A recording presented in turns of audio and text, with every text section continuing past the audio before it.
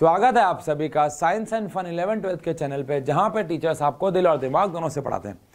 और आज हम लोग मिले हैं ऑर्गेनिक केमिस्ट्री के लेक्चर नंबर 3 के लिए। ये लेक्चर बहुत ज़्यादा इंपॉर्टेंट होने वाला है। रीज़न क्या है? लेक्चर नंबर 1 से आपके एग्जाम में एज सच कुछ भी नहीं आने वाला है, लेक्चर नंबर 2 से भी नहीं आने वाला है, क्योंकि वो बहुत बेसिक और सिंपल लेक्चर्स थे। ऑब्वियस है कि लेक्चर 3 आपको तभी समझ में आएगा जब आपको लेक्चर 1 और लेक्चर 2 आता होगा। अगर आपको लेक्चर 1 और लेक्चर 2 नहीं आता है तो ये लेक्चर आपके लिए देखना बेकार हो जाएगा। तो अगर आपने बिना लेक्चर 1 और 2 देखे थर्ड खोला है तो आप इसको अभी बंद कर दीजिए, इसका कोई फायदा नहीं होने वाला है। लेकिन हाँ, इस लेक्चर में हम लोग क्या पढ़ने वाले हैं? इस लेक्चर में हम लोग पढ़ने वाले हैं एक ही कंपाउंड में एक से ज़्यादा फंक्शनल ग्रुप अगर आ जाएं तो उनका नामकरण कैसे करना है। अभी तक क्या चल रहा था, एक कंपाउंड में एक ही फंक्शनल ग्रुप हम लोग पढ़ रहे थे। उसका एक कारण था, क्योंकि अभी हम सिर्फ फंक्शनल ग्रुप्स को स्टडी कर रहे थे। मतलब कि अभी हम पढ़ रहे थे कि नाइट्रो क्या है, सल्फोनिक एसिड क्या है, अमाइड क्या है, एसिड हलाइड क्या है, पहले उनको जाना हमने और फिर उनके एक एक दो एग्जाम्पल करें जो कि आपको सीधा एग्जाम में मिल जाए। बहुत कम चांसेस है, मतलब आ भी सकते हैं लेकिन चांसेस बहुत कम है। पेपर बहुत ईजी माना जाएगा अगर ऐसे क्वेश्चन सीधा आ रहे हैं तो फिर एग्जाम में कैसे क्वेश्चन आएंगे? एग्जाम में क्वेश्चन आएंगे कि एक ही कंपाउंड के अंदर एक से ज़्यादा फंक्शनल ग्रुप आपको मिल जाएंगे। अब एक ही कंपाउंड में एक से ज़्यादा फंक्शनल ग्रुप कैसे मिल सकते हैं ये हम देखेंगे। लेकिन उससे पहले मैं आपको एक बात बता दूं, जो कि शायद मैंने आपको लास्ट क्लास में इसके बारे में थोड़ा आइडिया भी दिया था कि जैसे अल्कोहल है। अब अल्कोहल जब होता है तो नाम के पीछे OL लगता है, एल्डिहाइड तो नाम के पीछे अल लगता है। अब अगर अल्कोहल भी है और एल्डिहाइड भी है तो नाम के पीछे अल लगाना है या नाम के पीछे ऑल लगाना है? कोई एक ही लगेगा, दो तो लगेंगे नहीं। तो उस केस में हमें एक सीरीज याद करनी होती है जिसको हम प्रेफरेंस सीरीज कह देते हैं, कि हमें किसको ज़्यादा प्रेफर करना है नामकरण करते हुए। कौन हमारा मेन, क्योंकि जो नाम के पीछे आता है वो हमारा मेन फंक्शनल ग्रुप माना जाता है। तो हमारे लिए मेन फंक्शनल ग्रुप कौन होगा और बाकी सबका नामकरण में क्या होगा, ठीक है? तो सबसे पहले एक बात को समझिएगा, मैं यहाँ पर टाइम बचाने के लिए दो चीज़ें लिख के पहले से ले आया हूँ, लेकिन इन सबको पढ़ने से पहले मैं आपसे क्वेश्चन पूछता हूँ। क्वेश्चन क्या है देखना ध्यान से। मान लो आपको इसका नामकरण करना है, एक कंपाउंड है लाइक CH3 CH2, इसके साथ OH है और यहाँ पे CHO है। तो आप देखोगे कि यहाँ पे आपको एल्डिहाइड भी मिलेगा, CHO एल्डिहाइड है, और OH यानी अल्कोहल भी मिलेगा। अब इसमें नाम के पीछे अल लगेगा या ऑल लगेगा? उसके लिए सबसे पहले आपको ये एक सीरीज याद करनी है कि किसको ज़्यादा प्रेफरेंस दी जाएगी। जिसको ज़्यादा प्रेफरेंस दी जाएगी, सबसे पहली बात तो उसको हमें छोटे से छोटा नंबर भी देना है, उसी को प्रेफरेंस देनी है, और साथ ही साथ नाम के पीछे उसका नाम आएगा। जैसे कि ये सीरीज में लिखा हुआ है कार्बोक्सिलिक एसिड, सल्फोनिक एसिड, सबसे ज़्यादा प्रेफरेंस कार्बोक्सिलिक एसिड को दी जाएगी। जितने ऑर्गेनिक कंपाउंड्स हमने पढ़े हैं मैं उनकी बात कर रहा हूँ। उसके बाद sulphonic acid, ester, acid halides, amides, nitriles यानी कि साइनाइड्स, एल्डिहाइड, कीटोन्स, अल्कोहल, उसके बाद अमीन, एल्कीन और एल्काइन। अब आप सोच रहे हो कि इसमें हेलो एल्केन और नाइट्रो नहीं है। अब हेलो एल्केन और नाइट्रो का तो नाम वैसे भी आगे ही आता है, उनमें तो वैसे भी हम लोग प्रीफिक्स यूज़ करते हैं, तो उनमें तो लड़ाई वैसे भी नहीं है। एल्काइल ग्रुप्स हो गए, हेलो एल्केन्स हो गए और नाइट्रो हो गए, ये तीनों वैसे भी नाम के आगे ही आते हैं, तो इनके लिए प्रेफरेंस सीरीज में कोई जगह है भी नहीं। अब जैसे कि इस क्वेश्चन की बात करें, इस क्वेश्चन में दो लोग हैं, एक तो अल्कोहल है और एक एल्डिहाइड है। अब अगर आप नज़र मारें तो एल्डिहाइड और अल्कोहल में हमें एल्डिहाइड को प्रेफरेंस देनी है। इसका मतलब नाम के पीछे तो अल आएगा, चाहे कुछ भी हो जाए, नाम के पीछे तो हमारा अल आएगा। अब अगर नाम के पीछे अल आएगा क्योंकि एल्डिहाइड को प्रेफरेंस देनी है, तो फिर अल्कोहल यानी OH के साथ क्या होगा? तो आंसर है उसके लिए यहाँ पे हमारे पास एक और टेबल है। देखो, अभी तक अल्कोहल ये सेकेंडरी नेम्स यहाँ पे हम लोगों ने लिखे हुए हैं। अब सेकेंडरी नेम्स का मतलब क्या है कि जो नाम के पीछे नहीं आ रहा उसको कहीं तो नाम लिखोगे, तो उसके लिए हम नाम के आगे यूज करेंगे। जैसे अल्कोहल है, अब अल्कोहल नाम के पीछे अगर आता तो हम ऑल यूज कर रहे होते, लेकिन क्योंकि यहाँ पे एल्डिहाइड और अल्कोहल दोनों हैं और हमें एल्डिहाइड को प्रेफरेंस ज़्यादा देनी है, तो नाम के पीछे तो अल आएगा। लेकिन अल्कोहल के लिए फिर अब हम क्या करेंगे, क्योंकि अल्कोहल भी तो है, उसके लिए अब हम नाम के आगे सेकेंडरी नेम जिसको आप प्रीफिक्स कह सकते हो, उनके लिए अब हम प्रीफिक्स इस्तेमाल करेंगे। अब अल्कोहल के लिए प्रीफिक्स आएगा हाइड्रोक्सी, एल्डिहाइड के लिए प्रीफिक्स फॉर्माइल भी आ सकता है, ऑक्सो भी आ सकता है। मैं सलाह दूंगा आप फॉर्माइल इस्तेमाल करें, क्योंकि कीटोन के लिए भी ऑक्सो है तो कंफ्यूजन ना हो, लेकिन बताना मेरा फर्ज है कि दोनों इस्तेमाल हो सकते हैं। नाइट्राइल के लिए हम लोग साइनो इस्तेमाल करेंगे, कार्बोक्सिलिक एसिड के लिए कार्बोक्सी। ऑल्दो अगेन पूरी 11th क्लास में हम कार्बोक्सिलिक से ज़्यादा प्रेफर्ड कोई कंपाउंड नहीं पढ़ने वाले, तो इसलिए कभी भी कार्बोक्सी तो हम इस्तेमाल शायद नहीं कर पाएंगे, बाकी देखेंगे। एसिड हलाइड्स के लिए हम लोग हेलो कार्बोनाइल यूज़ करेंगे, और अमीन्स के लिए अमीनो इस्तेमाल करेंगे, अमाइड्स के लिए कार्बामोइल इस्तेमाल करेंगे, सल्फोनिक एसिड के लिए सल्फो। ये सब वो नाम है जो तब यूज़ करना है जब इनसे ज़्यादा प्रेफर्ड कंपाउंड में कोई बैठा हुआ हो। अब जैसे कि यहाँ पे आ जाते हैं इस कंपाउंड के नाम में। पहले बात तो एल्डिहाइड को हमें प्रेफरेंस यहाँ पे देनी है, तो इस हिसाब से 1 2 3 4 हो गया। अब अभी तक OH नाम के पीछे आता था, यानी कि इसका नाम ऑल लगता था, लेकिन अब OH नाम के आगे आएगा क्योंकि अल्कोहल से ज़्यादा ताकतवर एल्डिहाइड बैठा हुआ है। ठीक है, पहले में हम इतनी मेहनत कर रहे हैं, ऑब्वियस सी बात है, फिर धीरे धीरे हमारा फ्लो बनने लग जाएगा। ठीक है ना। तो अब जैसे कि 2 पे, पहले बात तो ये अब नाम के आगे आ जाएगा, तो 2 पे हमारे पास लगा हुआ है हाइड्रोक्सी। 2 पे हमारे पास लगा हुआ है हाइड्रोक्सी। 1 2 3 4 का मतलब हमारे पास ब्यूट है, सब में सिंगल बॉन्ड है N, और नाम के पीछे अल आएगा तो नाम हो जाएगा 2 हाइड्रोक्सी ब्यूटेनल, नाम हो जाएगा 2 हाइड्रोक्सी ब्यूटेनल। समझ गए। अब बहुत सारे आज हम 15-20 मिनट इसी के ऊपर काम करने वाले, तो ज़रा टेंशन ना लें आप। CH3 CH2, इधर हमारे पास लग गया मान लो NH2, और इधर H है, और इधर आ गया CH2, इधर C डबल बॉन्ड OH आ गया। अब यहाँ पे आप देख सकते हैं 2 फंक्शनल ग्रुप्स हमें मिल रहे हैं, एक हमें मिल रहा है कार्बोक्सिलिक एसिड और एक हमें मिल रहा है अमीन यानी कि NH2। और आपको पता ही है वैसे तो कि कार्बोक्सिलिक एसिड अमीन से काफ़ी ज़्यादा प्रेफर्ड है, अमीन बहुत दूर है, कार्बोक्सिलिक एसिड बहुत आगे है, तो ये तो पक्का है कि कार्बोक्सिलिक एसिड को प्रेफरेंस देनी है। ये नाम के पीछे ओइक एसिड आएगा। अब अमीन में नाम के पीछे अभी तक अमीन लगता था, लेकिन अब तो हम अमीन यूज़ करेंगे नहीं, तो अब हम क्या इस्तेमाल करने वाले अमीन्स के लिए? अमीनो। क्या इस्तेमाल करने वाले? अमीनो। इसीलिए मैं 2 क्वेश्चन कराऊँ, फिर आप ना ये नोट करना, ताकि जब मैं आगे क्वेश्चन कराऊँ तो आपको और मुझे दोनों को ही पेजेस पलटने की ज़रूरत ना पड़े, आपके सामने लिखा हुआ हो। अब जैसे इसको मुझे प्रेफरेंस देनी है, तो यहाँ पे 1 आ गया, 2 आ गया, 3 आ गया, 4 आ गया, और ये 5 आ गया। अब आप देख सकते हैं कि 3 पे NH2 लगा हुआ है जो कि अमीनो है, तो इसको हम बोल देंगे 3 अमीनो। वैसे ये अमीन आता था, लेकिन अब ये नाम के आगे आएगा बिकॉज कार्बोक्सिलिक बैठा हुआ है, तो 3 पे आ गया अमीनो। 1 2 3 4 5 का मतलब यहाँ पे पेंट है, सब में सिंगल बॉन्ड है, एन है, और 1 पे लगा हुआ है ओइक एसिड, क्योंकि ये कार्बोक्सिलिक है, तो नाम हो गया 3 एमिनो पेंटेनोइक एसिड। नाम हो गया 3 एमिनो पेंटेनोइक एसिड। समझ गए। अब आप क्या करो, क्योंकि हमने 2 क्वेश्चन करे हैं, अब आप मैं यहाँ पे साइड हट जाता हूँ, आप प्लीज़ इस वीडियो को रोक के इसे नोट कर लो सबसे पहले तो कहीं पे, ठीक है। इसके बाद वीडियो को रोक के इसे नोट कर लो, ठीक है। ये सीरीज़ है हमारी, किसको पहले प्रेफरेंस देनी है, किसको बाद में। डन हो गया। चलिए अब हम इसके ऊपर कुछ और सवाल जो है वो करते हैं, ठीक है ना। चलिए, अब आपके सामने वो टेबल लिखी भी होगी, तो अब आपको थोड़ा आसानी हो जाएगी। लाइक CH3, इधर लगा हुआ है Cl, इधर लगा हुआ है मान लो NO2, CH2, C double bond O, COOH आ गए। अब आप देख सकते हैं कि यहाँ पे हमारे पास एक से ज़्यादा फंक्शनल ग्रुप तो है, लेकिन 2 नहीं है, बल्कि 1 2 3 और 4 फंक्शनल ग्रुप्स हैं। 4 फंक्शनल ग्रुप्स हैं। ये हमारे पास क्लोरो है, ये हमारे पास नाइट्रो है, ये तो वैसे भी नाम के आगे ही आते हैं क्योंकि ये तो वैसे भी प्रीफिक्स हैं, तो इनमें टेंशन की ज़रूरत ही नहीं है। तो एक तो हमारे पास क्लोरो है जो नाम के आगे आना है, मैं रफ में लिख रहा हूँ आपके लिए। एक हमारे पास नाइट्रो है जो कि नाम के आगे आना है। अब लड़ाई रही, ये हमारे पास कीटोन है और ये हमारे पास कार्बोक्सिलिक एसिड है।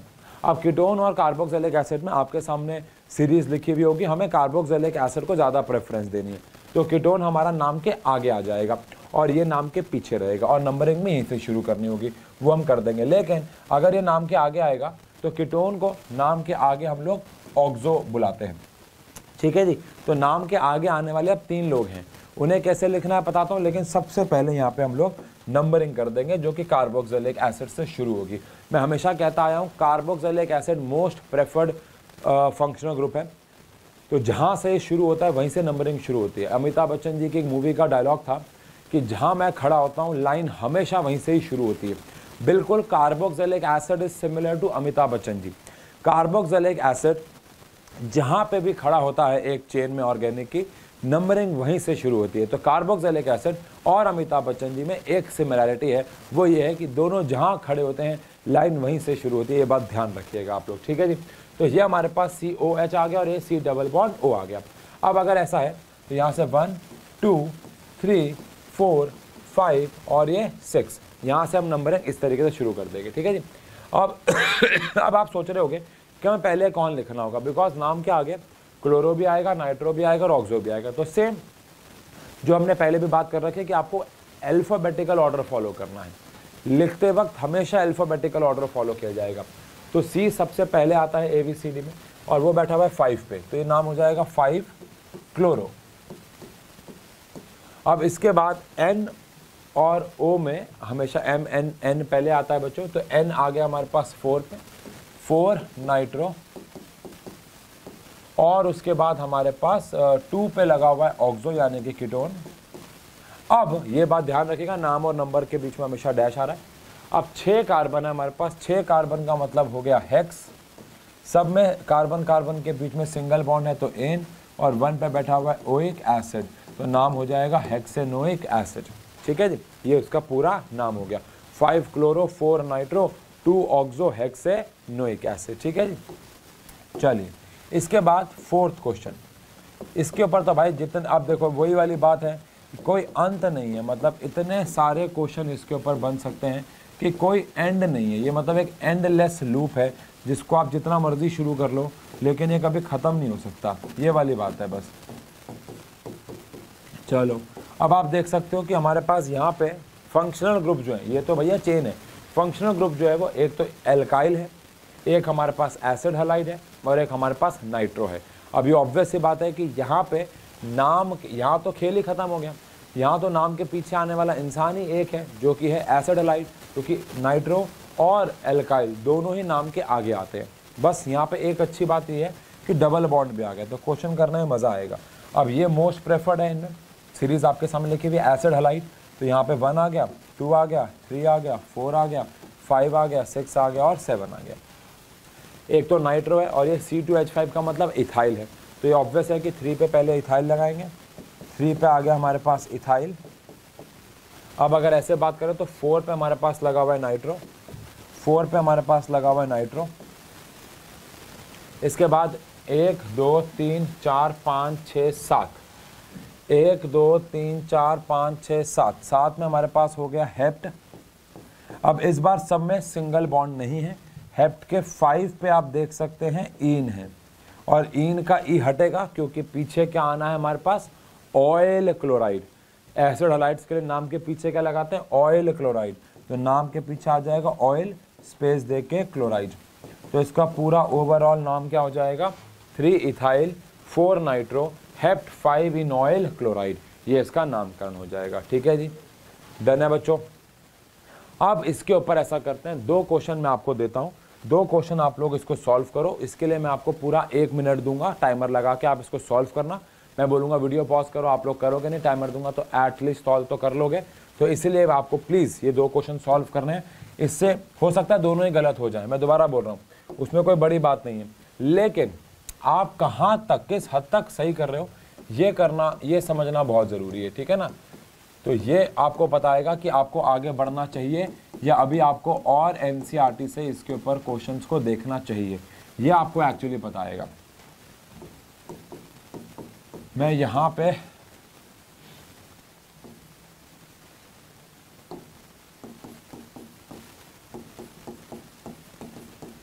एक ये कंपाउंड है लॉन्गेस्ट चेन का, थोड़ा ध्यान रखिएगा प्लीज़, और एक हमारे पास CH3 CH2, ऊपर Cl आ गया, नीचे मान लो हमारे पास आ गया CN CH2 CH2।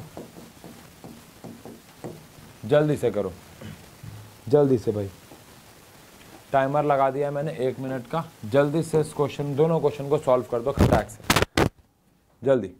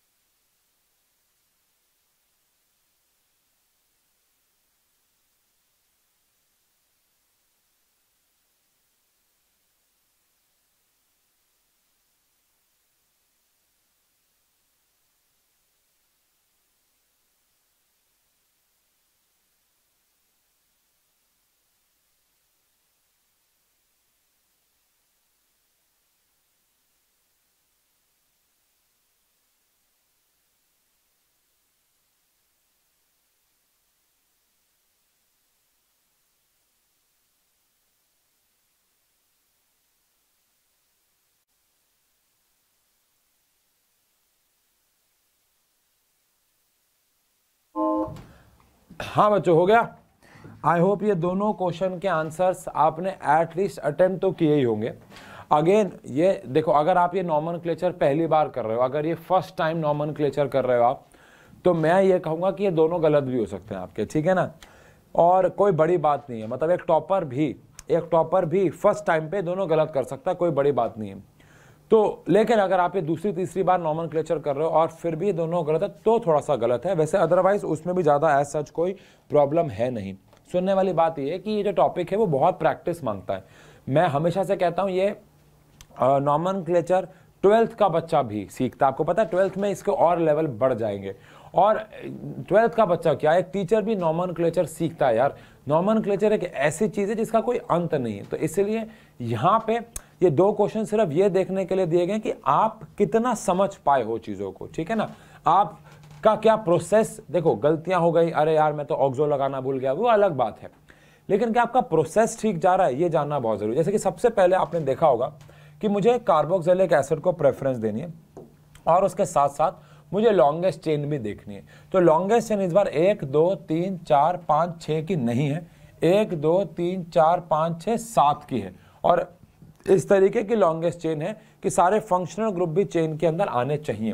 तो मेरी लॉन्गेस्ट चेन 1 2 3 4 5 6 और 7 की है। इस बार अगर मैं इसको बॉक्स में लेके दिखाऊं आपको, थोड़ा पेन में आपको इसके लिए पतला कर देता हूं। अगर मैं बॉक्स में लेके दिखाऊं तो हमारी लॉन्गेस्ट चेन इस बार ये है, ये हमारी लॉन्गेस्ट चेन है पहली बात तो, ठीक है ना। इस बार हमारी लॉन्गेस्ट चेन में वो वाला कार्बन बाहर चला जाएगा, ये बात आपको ध्यान में रखनी है। अब इसके नामकरण करने से पहले फंक्शनल ग्रुप कौन कौन है, कार्बोक्सिलिक एसिड है, अल्कोहल है और एल्काइल है यानी कि मिथाइल है। अब नाम के आगे कौन कौन आएगा, ऑब्वियस है कार्बोक्सिलिक एसिड तो सबसे ज्यादा प्रेफर्ड हो गया, तो अल्कोहल नाम क्या आएगा यानी कि हाइड्रोक्सी, और मिथाइल नाम के आगे आएगा। आप चाहे लिख लिया करो कि भैया एक तो नाम के आगे हमें मिथाइल मिलने वाला है और एक नाम के आगे हमें हाइड्रोक्सी मिलने वाला है। तो अब इन दोनों में सबसे पहले ऑब्वियस पता है H आएगा, तो H बैठा हुआ है 4 पे, तो 4 पे बैठा हुआ है हाइड्रोक्सी, 4 पे बैठा हुआ है हाइड्रोक्सी। इसके बाद हमारा 5 पे बैठा हुआ है मिथाइल, 5 पे बैठा हुआ है मिथाइल।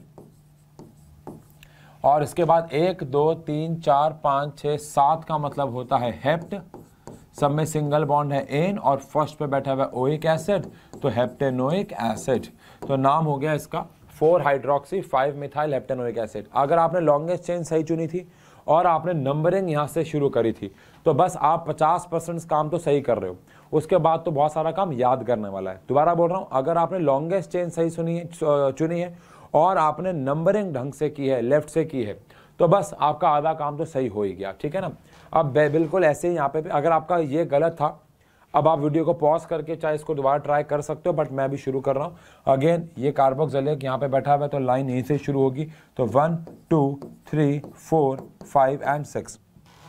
अब नाम के आगे आने वाले हमारे पास फंक्शनल ग्रुप कौन कौन से हैं, एक तो हमारे पास फंक्शनल ग्रुप बाहर आ गया साइनो। वैसे तो ये नाइट्राइल है लेकिन नाम के आगे अगर आपने ये सीरीज याद कर ली हो तो मैंने आपको पर लिखा हुआ है कि नाम के आगे इसके लिए हम साइनो वर्ड यूज करते हैं, तो ये साइनो आ जाएगा, ठीक है। और दूसरी बात ये क्लोरो है। अब क्लोरो और साइनो में अगर आप ध्यान दें दोनों सी से शुरू होते हैं, क्लोरो और साइनो दोनों सी से शुरू होते हैं, लेकिन सी के बाद क्या है, इसमें सी के बाद एच है, इसमें सी के बाद वाई है, तो ऑब्वियस होता है सी के बाद एच वाला जो है वो प्रेफर किया जाएगा, तो क्योंकि एच पहले आता है वाई से। तो फिर 4 पे लगा हुआ है हमारे पास क्लोरो और 4 पे ही लगा हुआ है हमारे पास साइनो, 4 पे लगा हुआ है हमारे पास क्लोरो और 4 पे लगा हुआ है साइनो। और कितने कार्बन है हमारे पास, 6 का मतलब हो गया हेक्स, सब में सिंगल बॉन्ड हो गया हमारे पास एन, और फिर से 1 पे लगा हुआ है ओइक एसिड, तो ये हो जाएगा हेक्सेनोइक एसिड। अब ये 6 कंपाउंड्स के नामकरण करने के बाद मुझे ऐसा लगता है कि आपको नॉमेनक्लेचर की अब प्रैक्टिस करनी चाहिए। देखो अगला जो टॉपिक हमारा है वो है बॉन्ड लाइन डायग्राम। अगेन मेरी सलाह ये रहेगी कि बॉन्ड लाइन डायग्राम पे आप तब जाएं जब आप इसकी अच्छे से प्रैक्टिस कर चुके हो। अब प्रैक्टिस कैसे करनी है, प्रैक्टिस करने के 2 तरीके हैं। पहला तरीका ये है कि ये आप जो कर रहे हो ये आप करते रहो और करते रहो के साथ में एनसीईआरटी के क्वेश्चंस को आप फॉलो कर लो। लेकिन सेकंड तरीका भी है, सेकंड तरीका ये है हमारे पास कि हमारे पास मैं आज जब ये वीडियो आप देख रहे हो, जैसे आज ये वीडियो आपके पास आएगी, तो कल मैं साइंस एंड फन ऐप पे 11th क्लास के लिए वो डाल दूंगा, नॉमेनक्लेचर का एक असाइनमेंट डाल दूंगा जिसमें बॉन्ड लाइन से भी होगा। तो कैसे प्रैक्टिस करनी है आपको समझाता हूँ, सुनो। पहले ये सीख रहे हैं हम, उसके बाद हम बॉन्ड लाइन डायग्राम भी सीख लेते हैं। बॉन्ड लाइन डायग्राम जो कि आज की वीडियो में हम पूरा कर लेंगे। बॉन्ड लाइन डायग्राम और इसके साथ फिर मिले जुले क्वेश्चन का मैं असाइनमेंट और उसके सॉल्यूशन दोनों मैं ऐप पे डलवा दूंगा।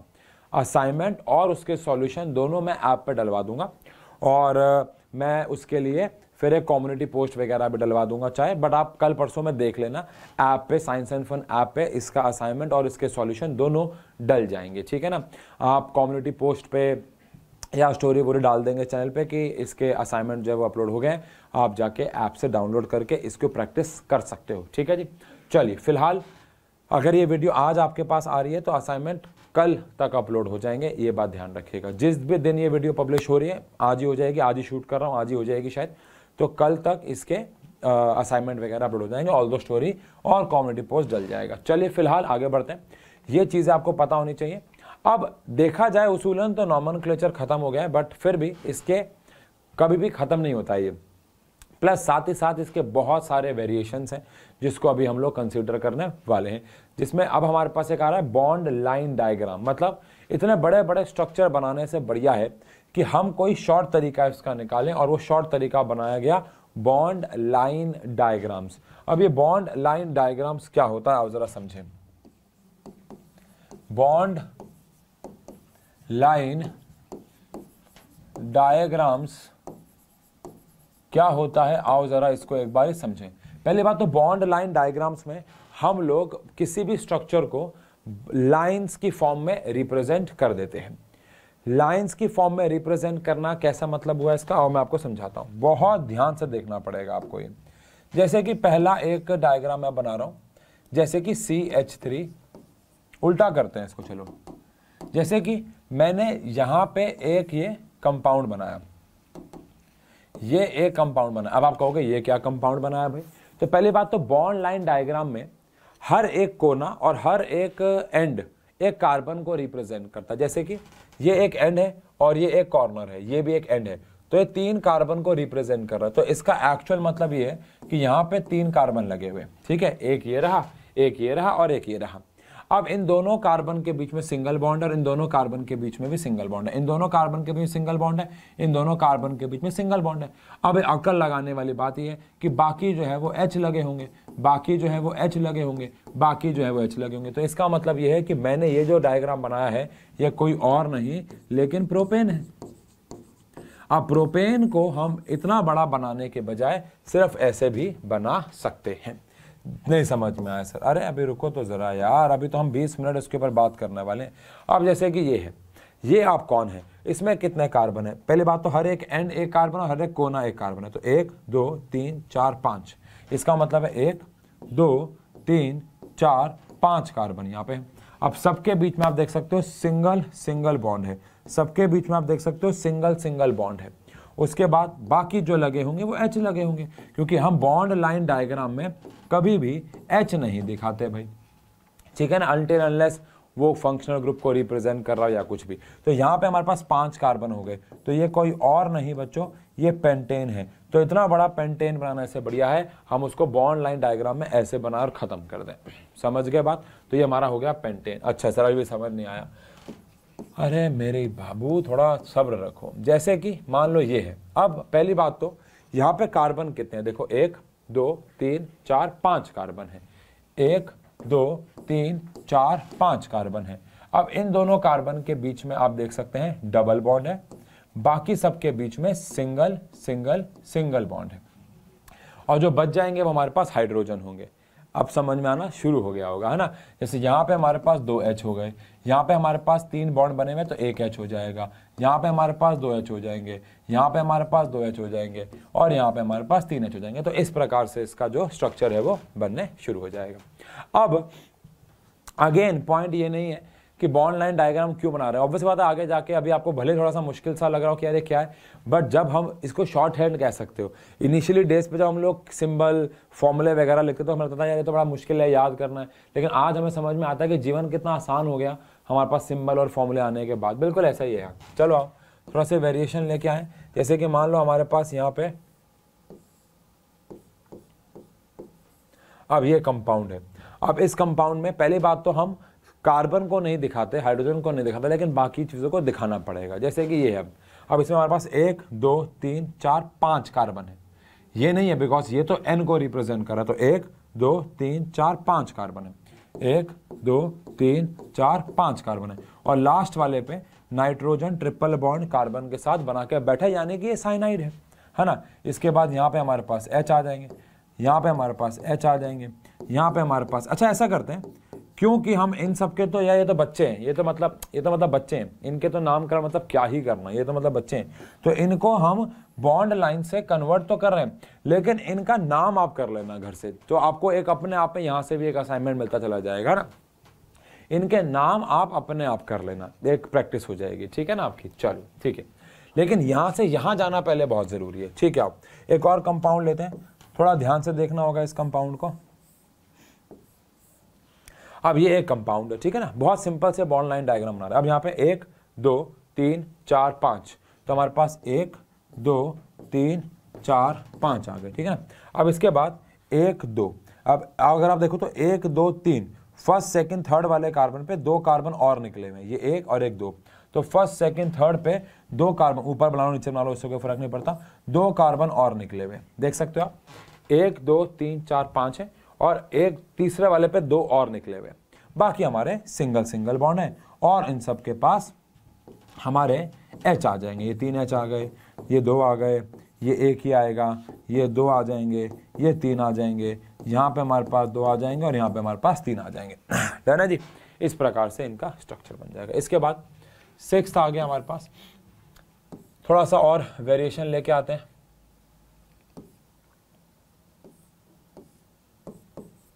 ये समझना है भाई, ठीक है जी। आओ अब फिर मैं आपको भी दूंगा करने को, ऐसा नहीं आप मैं ही करता चला जाऊंगा, आपको भी दूंगा करने को, बट अभी पहले इनिशियल है तो मैं आपको करवा दूं। जैसे कि यहाँ पे आ गए तो हमारे पास 1 2 3 4 है, 1 2 3 4 है, तो ये आ गया 1 2 3 4। अब यहाँ पे सेकेंड वाले पे क्लोरीन और ब्रोमीन है, सेकेंड वाले पे एक क्लोरीन है एक ब्रोमीन है। बच्चा कहता है सर ये क्या कर रहे हो आप, इस वाले पे क्लोरीन और ब्रोमीन तो दोनों नीचे, अरे यार क्या मजाक कर रहे हो, क्लोरीन और ब्रोमीन इस वाले कार्बन पे हमें क्लोरीन और ब्रोमीन बनाने हैं। अब वो चाहे मैं ऊपर नीचे बनाऊं चाहे कैसे, वो सेकंड कार्बन पे लगा होना चाहिए बस। इसका बाकी सारी जगहों पे तो हमारे पास सिंगल बॉन्ड है, लेकिन आप देख सकते हो लास्ट वाले दोनों कार्बन पे हमारे पास डबल बॉन्ड है, ये बस आपको ध्यान में रखना है। बाकी हमारे पास H लग जाएंगे, इसके पास हमारे पास 3 H आ गए, इसके पास 1 भी नहीं आएगा, इसके पास 1 आ जाएगा, और इसके पास 2 H आ जाएंगे हमारे पास। डन है, तो इस प्रकार से इनका नामकरण हमारा हो जाएगा। इसके बाद 7th पे आए, थोड़ा सा एक नए फॉर्मेट पे चलते हैं। चलो आओ, जैसे कि एक कंपाउंड ये आ गया हमारे पास। बच्चे इन वाले में बड़े ही कंफ्यूज होते हैं। अब आप कहोगे सर मतलब क्या ही मजे ले रहे हो आप, क्या ही बनाए जा रहे हो, मतलब क्या ही कलाकृतियाँ आप बना जा रहे हो। बड़े कलाकृतियाँ नहीं है, एग्जाम में आने वाली चीज़ें। चलो आओ, जैसे कि सबसे पहले ये हमारे पास 1 2 3 और ये 4 है ना, क्योंकि ये भी तो एक कॉर्नर को रिप्रेजेंट कर रहा है ना, तो 1 2 3 4, 1 2 3 4। अभी नामकरण नहीं कर रहे हैं, स्ट्रक्चर बना रहे हैं, तो अब लॉन्गेस्ट चेन की बात मत करना, वो तो नामकरण करते हुए देखनी होती है ना। अब इसके सेकेंड वाले पे 2 डंडे ऊपर है, मतलब इसके सेकेंड वाले पे 1 कार्बन ऊपर है और 1 कार्बन नीचे, मतलब 2 कार्बन, नॉट ऊपर नीचे बट 2 कार्बन है। ऐसे ही थर्ड वाले पे 1 ऊपर है, आप देख सकते हो, और यहाँ पे आप देख सकते हो 1 और 2, यानी कि 2 नीचे हैं, यानी कि 2 नीचे, ये आपको ध्यान रखना है। और लेकिन सब में सिंगल बॉन्ड हमारा जो है वो बना हुआ है, सिंगल बॉन्ड है, सिंगल बॉन्ड है, सिंगल बॉन्ड है। यहाँ पे 3 H आ गए, यहाँ पे 3 H आ गए, यहाँ पे 3 H आ गए, यहाँ पे 3 H आ गए, यहाँ पे 3 H आ गए, यहाँ पे 2 H आ गए, और यहाँ पे 3 H आ गए। तो इस प्रकार से ये भी नामकरण जो है वो हमारा हो जाएगा। डन है, ठीक है, मतलब नामकरण तो आपको करना होगा, मैंने स्ट्रक्चर बना दिए, ठीक है जी। इसके बाद 8th, ये जो मैं बना रहा हूँ ये बहुत ज़्यादा बार एग्ज़ाम में पूछा गया है बच्चों, और ये हमारे थोड़े से आपको हमारे वो स्वास्थ्य जैसा भी लगेगा, जो कि हमारे लिए एक बहुत मान्यता रखता है और मतलब हिंदू धर्म के लिए बहुत मान्यता रखता है, वो वैसा भी लगेगा। बट ये क्वेश्चन भी एक बहुत इंपॉर्टेंट है और ये एग्जाम में काफ़ी बार पूछा गया है, इसका स्ट्रक्चर भी और इसका नामकरण भी। मैं आपको इसके स्ट्रक्चर बनाने में हेल्प करूंगा और नामकरण आपको इसका घर से करके आना होगा। ये भी आपको यहाँ पे ध्यान देना है कि ये बॉन्ड जो है वो कुछ इस प्रकार से बने हुए हैं, ठीक है जी। अब सबसे पहले ऐसे क्वेश्चन को करने के लिए हम बच्चा कंफ्यूज होता है कि वो शुरू कहाँ से करे, तो हमेशा शुरुआत आपको किसी भी एक जगह से करनी है, उससे कोई फर्क नहीं पड़ेगा। जैसे कि मैं यहाँ से शुरुआत करता हूँ तो मेरे पास 1 2 3 4 5 6 और 7 कार्बन आ गए। 1 2 3 4 5 6 7 कार्बन आ गए। दोबारा से 1 2 3 4 5 6 7 कार्बन आ गए। अब 1 2 3 4 पे 1 2 3 4 पे चौथे पे 1 2 3 और 1 2 3 कार्बन निकले हुए। 1 2 3 4 पे 1 2 3 1 2 3, चौथे पे 1 2 3 1 2 3 निकले। बाकी आपको H लगाने, यहाँ पे हमारे पास 3 H आ गए, यहाँ पे हमारे पास 2 H आ गए, यहाँ पे हमारे पास 2 H आ गए, यहाँ पे हमारे पास 3 H आ गए, 2 H आ गए, 2 आ गए, यहाँ पे हमारे पास 3 आ गए, यहाँ पे हमारे पास 2 आ गए, यहाँ पे हमारे पास 2 आ गए, ये हमारे पास 2। बाकी तो यार ये तो एक 10th क्लास का बच्चा भी कर लेता है। मेन तो ये है कि यहाँ से यहाँ जाना है। नामकरण तो बहुत ईजी है, इसका मतलब बहुत सिंपल है। यहाँ से यहाँ जाना टास्क है, वैसे तो बहुत कुछ सिंपल है, ठीक है। चलिए एक 9th आपको मैं और कराता हूँ। बच्चा इसमें भी बहुत ज़्यादा कंफ्यूज होता है और अगर आप लोग स्कूल में कोई प्री बोर्ड या कुछ भी दे चुके हो तो हो सकता है कोई बड़ी बात नहीं आपके एग्जाम में आया भी हुआ हो।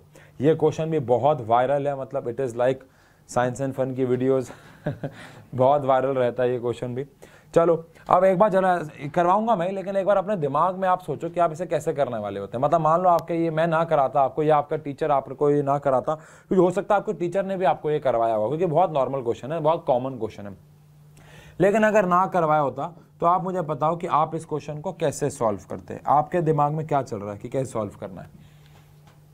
एक प्लान बनाया, आप चेक करते हैं। अब कई बच्चों को लगता है ये अलग है और ये अलग है, नहीं ये तो सेम ही है, बस डबल बॉन्ड को रिप्रेजेंट कर रहे हैं। तो पहली बात तो मैं 1 2 3 4 कार्बन ले रहा हूं।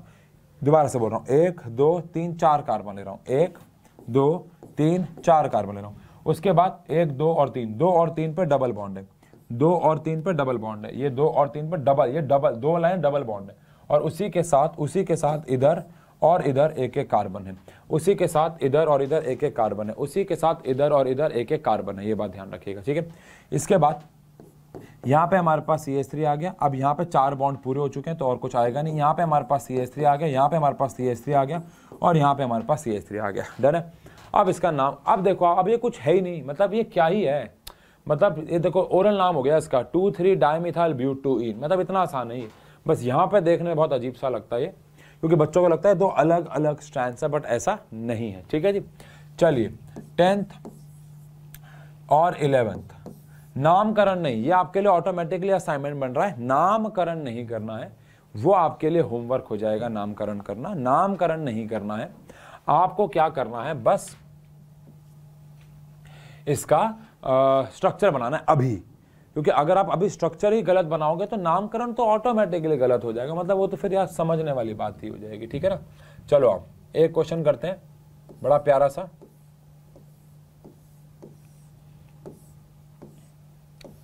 स्पाइडरमैन, स्पाइडरमैन नो, जो भी है, मतलब ये करो।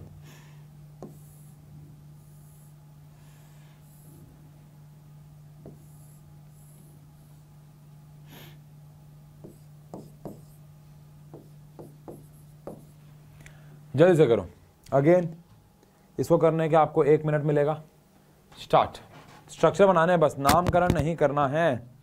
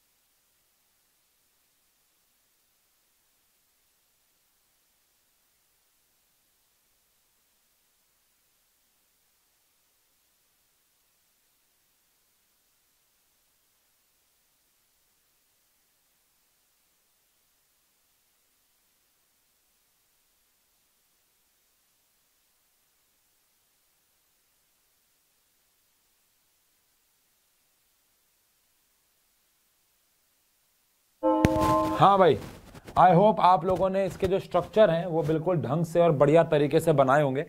अब अगेन मैं फिर से वही कहूँगा, 40 मिनट की क्लास में आप ये सीख जाओ, ये तो भैया करिश्मा हो जाएगा। मतलब फिर तो ऐसा हो जाएगा कि मज़ा ही आ गया। लोग 40-40 दिन लगाते हैं बेटा, तब जाके ये सीख पाते हैं, सच बोल रहा हूँ मैं आपको। लेकिन 40 मिनट की क्लास में अगर आप इनमें से कोई एक भी सही कर रहे हो तो मज़ा ही आ गया। दोनों भी गलत कर रहे हो तो भी कोई दिक्कत वाली बात नहीं है, क्योंकि ये पहला दिन है। लेकिन फिर से वही कह रहा हूँ, आपका फ्रेम सही होना चाहिए कि आप शुरुआत कहाँ से कर रहे हो, क्या आपका प्लान है, वो एग्जीक्यूशन सही होना चाहिए। रिजल्ट भले गलत हो, उसमें कोई अभी फिलहाल दिक्कत नहीं है। चलो आप जैसे कि इसको बनाते हैं, जैसे अब 1 2 3 4 5 6, 1 2 3 4 5 6, 1 2 3 4 5 6। अब इसमें से यहाँ पे हमारे पास डबल बॉन्ड है, देखो लास्ट वाले पे, और यहाँ पे लास्ट वाले पे डबल बॉन्ड है। इसके बाद 1 2 3 पे एक डंडा बाहर है, 1 2 3 पे एक डंडा बाहर है, और 1 2 3 पे डंडा बाहर है, 1 2 3 पे डंडा बाहर है। बाकी सब में सिंगल सिंगल बॉन्ड हमारे पास बने हुए हैं। इसके बाद तो एच ही लगाने हैं। यहाँ पे हमारे पास 2 एच आ जाएंगे, यहाँ पे हमारे पास 1 आ जाएगा, यहाँ पे हमारे पास 3, यहाँ पे हमारे पास 3, यहाँ पे हमारे पास 1 1 1, और यहाँ पे हमारे पास 2 आ जाएंगे। ठीक है जी, ऐसे यहाँ पे भी आ जाएगा भाई। कैसे? 1 2 3 4 5, 1 2 3 4 5। मैंने ये वाली चेन ली है, देखो 1 2 3 4 5 की, ठीक है ना। अच्छा, इसका नामकरण अभी आप नहीं कर पाओगे, सब ब्रांचिंग हो जाएगा ना ये तो। हाँ, इसका नामकरण नहीं कर पाओगे आप, इसका नामकरण नहीं कर पाओगे, बिकॉज ये ब्रांच के अंदर ब्रांच चला जाएगा, वो मैंने अभी आपको सिखाया नहीं है, तो ये नामकरण नहीं होगा। लेकिन स्ट्रक्चर तो आप बना ही लेते हैं। 1 2 3 4 5, 1 2 3 4 5, इसमें से 1 2 और 3 के बीच में आप देख सकते हो डबल बॉन्ड है, और फिर 1 2 इधर से ही 1 2 कार्बन बाहर निकले हुए, जिसके सेकेंड पे यहाँ पे Br भी लगा हुआ है। ये सब ब्रांचिंग हो जाएगा, अभी आपको इसका नामकरण नहीं आता है। और यहाँ से 1 2 पे इधर एक Cl बाहर है, तो इसका नामकरण करने की कोशिश मत करना। अगर आपको आता है सब ब्रांचिंग तो अलग बात है, अदरवाइज अभी ट्राई मत करना आप लोग प्लीज, ठीक है ना। और यहाँ पे भी हमारे पास 4 बॉन्ड हो गए, 1 2 3 4।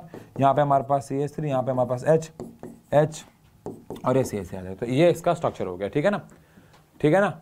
ऐसे ही कार्बोक्सिलिक एसिड वगैरह पहचानने होंगे। 2 क्वेश्चन और करा रहा हूँ आपको, बिकॉज हमने कार्बोक्सिलिक एसिड वगैरह नहीं किया है। मान लो ये ऐसा आ गया, तो अब ये कौन है बताओ भाई।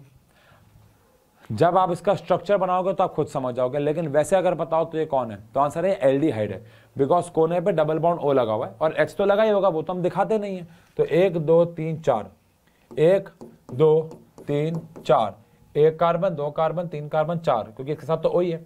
अब अगर ऐसा है और यहाँ पे डबल बॉन्ड O है, तो अभी तो इसका एक बॉन्ड कम है, तो एक H तो आएगा ही आएगा, तो इसका मतलब ये एल्डिहाइड हो गया। यहाँ पे 2H आ गए, यहाँ पे 2H आ गए, यहाँ पे 3H आ गए, तो ये एल्डिहाइड हो गया। और ऐसे अगर हम कार्बोक्सिलिक की बात करें तो ये हमारे पास कार्बोक्सिलिक है। कार्बोक्सिलिक में आपको OH दिखाना पड़ेगा, बिकॉज अगेन OH एक फंक्शनल ग्रुप को रिप्रेजेंट कर रहा है। हो जाएगा अब तो 1 2 3 4, 1 2 3 4, डबल बॉन्ड O, इसके साथ OH आ गया, यहाँ पे CH2 आ गया, यहाँ पे CH2 आ गया, और यहाँ पे CH3। तो आपको ऑटोमेटिकली ये तो देखो आपको असाइनमेंट मिल ही गया है, एक अपने आप में एक असाइनमेंट मिल गया है, लेकिन मैं आपका एक और असाइनमेंट वहाँ पे अपलोड करवा दूंगा। लेकिन आपको अल्टीमेटली ये बात ध्यान रखनी है कि नॉमेनक्लेचर इस चैप्टर का सबसे बड़ा हिस्सा है। ये बात आप ध्यान रखो, इस चैप्टर का सबसे बड़ा हिस्सा नॉमेनक्लेचर है। और अभी हमारे पास नॉमेनक्लेचर में सब ब्रांचिंग नॉमेनक्लेचर, जिसमें साइक्लिक भी इंक्लूड हो जाता है, वो रह गया है। तो अगली क्लास में हम लोग शुरू के 10-15 मिनट सब ब्रांचिंग का नॉमेनक्लेचर कर लेंगे, और उसके बाद हम फाइनली चलेंगे आइसोमेरिज्म पे, जो कि इस चैप्टर का लास्ट पार्ट भी है। बिकॉज अगेन क्वालिटेटिव एनालिसिस और क्वांटिटेटिव एनालिसिस, जो कि अगेन एक बहुत बड़ा हिस्सा था, वो इस चैप्टर का डिलीट हो गया है CBSE के सिलेबस से, समझ गए। लेकिन अगर आपको इसको अच्छे से सॉल्व करना है, सीखना है, तो प्रैक्टिस है। आप सिर्फ वीडियो देख के इसे सीख जाओगे, ये नहीं हो सकता, फिर तो आप इतिहास रच दोगे ऐसा अगर आपने कर दिया तो। ठीक है जी, तो मिलते हैं अगले लेक्चर में, तब तक आप इसकी प्रैक्टिस कीजिएगा, और कल परसों में असाइनमेंट भी आप ऐप से डाउनलोड कर लीजिएगा। Thank you so much, thank you.